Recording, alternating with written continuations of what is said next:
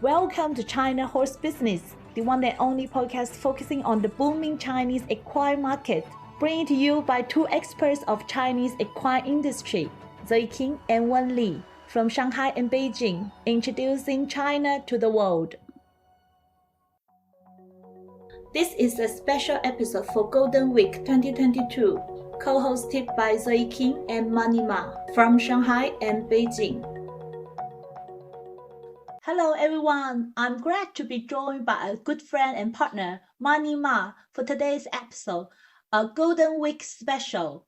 Hi Mani, could you please introduce a bit yourself to our listeners? Of course. Hello everyone. It is a delight for me to join this episode. To give a little bit introduction about myself, I was born and raised in the Spring City, Kunming, Yunnan Province. I graduated from Sun Yat-sen University, majored in tourism management.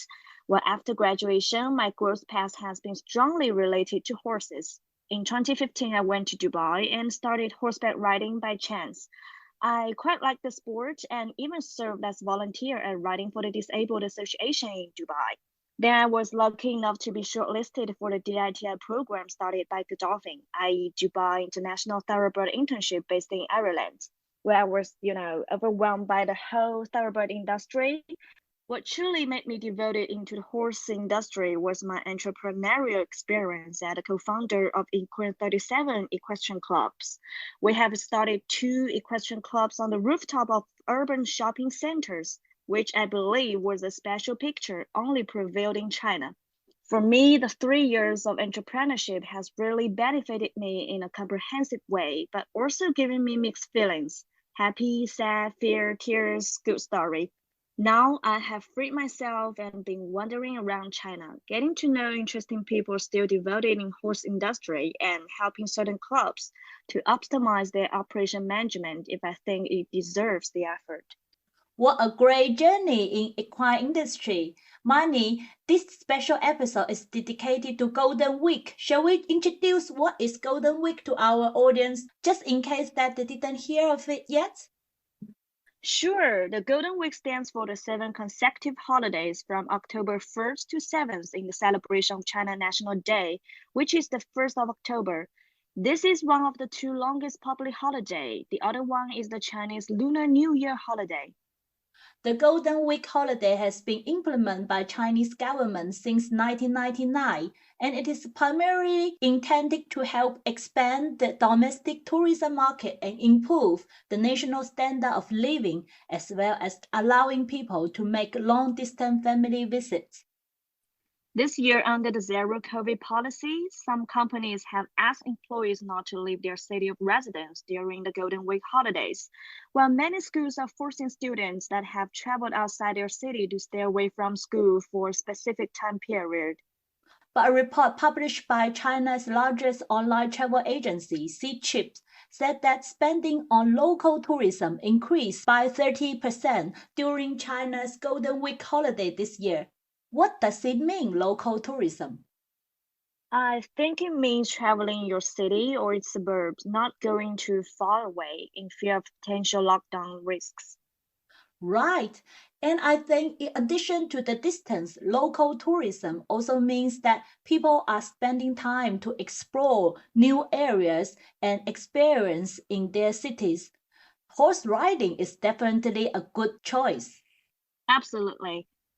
Mani, you were on a project for a Beijing-based equestrian club during the Golden Week this year. How it went? Was it crowded every day? What's interesting is COVID-19 for clubs is a mixed blessing. On one hand, it did affect the natural flows on the whole. On the other hand, since people have very limited options inside or outside Beijing to spend their holidays, equestrian clubs have become a nice choice for them to kill the time with kids. So yeah, we have received more guests during the Golden Week and even organized a camp for our members' kids, where they could release themselves from tedious babysitting, grab a cup of coffee, sit, relax, and enjoy the precious holiday. Great. Mani, you have solid experience in equestrian club management in China. From your perspective, what's the most important part of the puzzle is missing most of the time in a Chinese equestrian club? Or what's the hardest part to improve when an equestrian club wants to upgrade their management? This is a very good question. I do have strong desire to share about this topic, but I will try to hold myself considering our limited time. The deadly weak point for Chinese equestrian club is talent. The right people, the qualified personnel like you and me. Just kidding. By qualified, I mean first, you need to be devoted, willing to spend time to understand the complex animal. But to be honest, the industry was underestimated and not that attractive to well-educated talent. So the lack of expertise in coaching team will lead to mediocre horse training, riding level, and unsatisfactory coaching level. Besides, most managers at equestrian clubs didn't grasp the way of making the club lucrative, which made it harder to attract talent. However, things are getting better in recent years. More and more professional managers in other industries join the game. There is definitely something to look forward to. Yeah, very insightful. Running an equestrian club is a labor-intensive and high-expenditure task. According to your experience, what are the main resources of equestrian club's income? Membership fees, competition sign-up fees, anything else? Well, membership fees and coaching fees are absolutely the biggest resource of a club's income. But since the cost and expenditures of an equestrian club is inevitably high, we need to enlarge resources of our income, like seeking for horse owners who could afford a horse and is willing to pay extra for horse living and training. Besides, we need to maximize our horses' value by renting them out to campaigns, photography institutions, etc. Meanwhile, we are collaborating with other entities like banks, insurance companies, sports car owners club to hold gatherings and functions. Thank you very much for sharing these valuable insights. If there's anything we can add up to this special episode in October, is that China will hold the 20th Chinese Communist Party Congress from October 16 for 1 week. This party congress is held every 5 years in Beijing. The main topic is to announce the new party leadership and set the general directions. It is definitely a big moment to watch. Everyone is trying to find some signals of potential lifting of zero COVID policy out of the lengthy statement. To better prepare this Congress, Beijing residents are encouraged not to travel out of Beijing if not necessary, and people from other cities are persuaded not to go to Beijing during this period of time, mostly for COVID prevention. Well, I guess you have to stay put. I better do. Well, all right, Manny. I'm thrilled to have you on our podcast today for this Golden Week special. Thank you, Zoe, for having me on the show. So fun to hang out with you today.